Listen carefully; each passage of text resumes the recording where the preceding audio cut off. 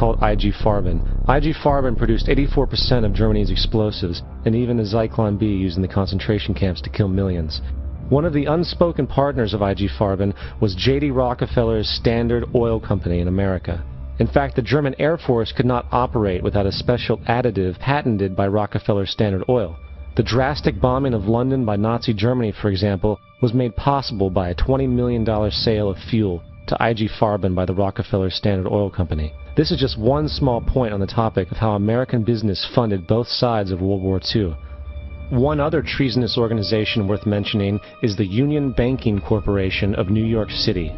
Not only did it finance numerous aspects of Hitler's rise to power, along with actual materials during the war, it was also a Nazi money laundering bank, which was eventually exposed for having millions of dollars of Nazi money in its vaults.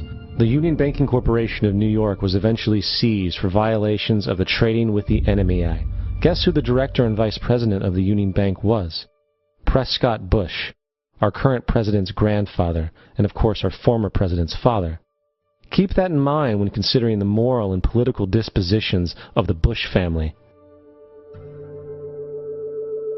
Vietnam. The United States' official declaration of war on North Vietnam in 1964 came after an alleged incident involving 2 U.S. destroyers being attacked by North Vietnamese PT boats in the Gulf of Tonkin. This was known as the Gulf of Tonkin incident. This single situation was the catalytic pretext for massive troop deployment and full-fledged warfare. One problem, however: the attack on the U.S. destroyers by Vietnamese PT boats never happened. It was a completely staged event to have an excuse to enter the war. Former Secretary of Defense Robert McNamara stated years later that the Gulf of Tonkin incident was a mistake, while many other insiders and officers have come forward, relaying that it was a contrived farce, a complete lie. Once in the war, it was business as usual. In October 1966, President Lyndon Johnson lifted trading restrictions on the Soviet bloc, knowing full well that the Soviets were providing upwards of 80% of North Vietnam's war supplies. Consequently, Rockefeller interests financed factories in the Soviet Union, which the Soviets used to manufacture military equipment and send it to North Vietnam. However, the funding of both sides of this conflict was only one side of the coin. In 1985, Vietnam's rules of engagement were declassified. This detailed what American troops were and were not allowed to do in the war. It included absurdities like North Vietnamese anti-aircraft missile systems could not be bombed until they were known to be fully operational. No enemy could be pursued once they crossed the border of Laos or Cambodia. And most revealing of all, the most critical strategic targets were not allowed to be attacked unless initiated by high military officials. Apart from these imposed ludicrous limitations, North Vietnam was informed of these restrictions and therefore could base entire strategies around the limitations of the American forces. This is why the war went on so long. And the bottom line is this: the Vietnam War was never meant to be won, just sustained. This war for profit resulted in 58,000 American deaths and 3 million dead Vietnamese. So, where are we now? September 11th was the jumpstart for what is now an accelerated agenda by the ruthless elite. It was a staged war pretext no different than the sinking of the Lusitania, the provoking of Pearl Harbor, and the Gulf of Tonkin lie. In fact, if 9/11 wasn't a planned war pretext, it would be an exception to the rule. It has been used to launch 2 unprovoked illegal wars, one against Iraq and one against Afghanistan.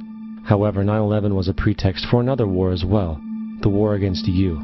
The Patriot Act, Homeland Security, the Military Tribunals Act, and other legislations are all completely and entirely designed to destroy your civil liberties and limit your ability to fight back against what is coming.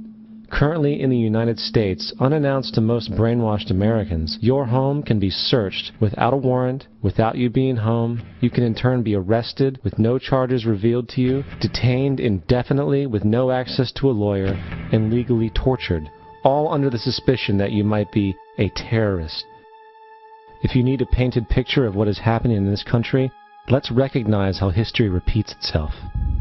In February 1933, Hitler staged a false flag attack, burning down his own German parliament building, the Reichstag, and blamed it on communist terrorists. Within the next few weeks, he passed the Enabling Act, which completely eradicated the German Constitution, destroying people's liberties. He then led a series of preemptive wars, all justified to the German people as necessary to maintaining homeland security.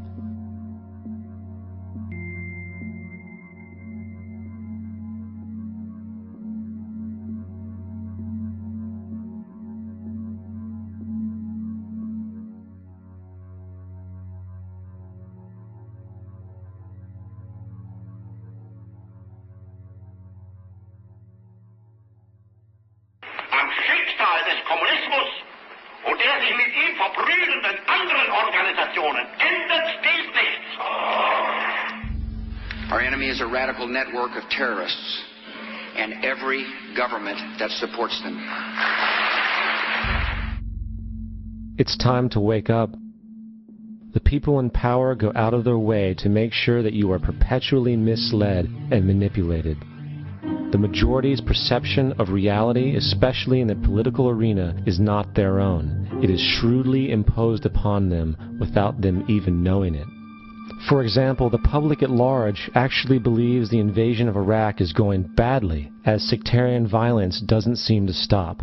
What the public fails to see is that the destabilization of Iraq is exactly what the people behind the government want. This war is to be sustained so the region can be divided up, domination of the oil maintained, continual profits reaped for the defense contractors, and most importantly, permanent military bases established to be used as a launching pad against other oil-bearing, non-conforming countries such as Iran and Syria.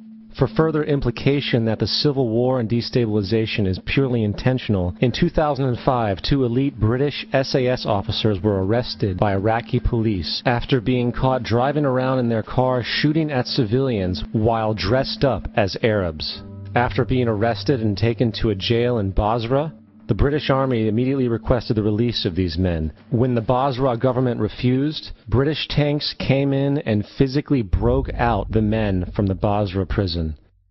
If you wish to destroy an area, how do you do it? Well, there are 2 ways. You can go in there and bomb it and so forth, but that is not very efficient. What you do is you try to get the people in that area to kill each other and to destroy their own territory, their own farms. And that's what's been done in that area. The way in which you destroy an opponent is get him to destroy himself by dividing his ranks against one another. Then you feed both sides. You have agents feeding both sides, inflaming both sides. And they kill each other off. And it's time that some of us woke up to this reality to understand that people who try to maintain empires and create empires do it by manipulating the people they're trying to conquer. You might want to ask yourself why the entire culture is utterly saturated with mass media entertainment from all sides, while the educational system in America continues its stupefying downward slide since the U.S. government decided to take over and subsidize the public school system.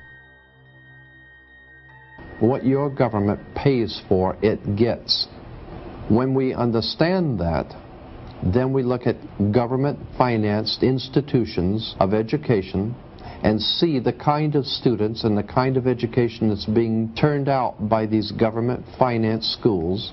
Logic will tell you that if what is being turned out in those schools was not in accord with what the state and the federal government wanted, then it would change it. The bottom line is that the government is getting what they have ordered. They do not want your children to be educated. They do not want you to think too much. That is why our country and our world has become so proliferated with entertainments, mass media, television shows, amusement parks, drugs, alcohol, and every kind of entertainment to keep the human mind entertained, so that you don't get in the way of important people by doing too much thinking.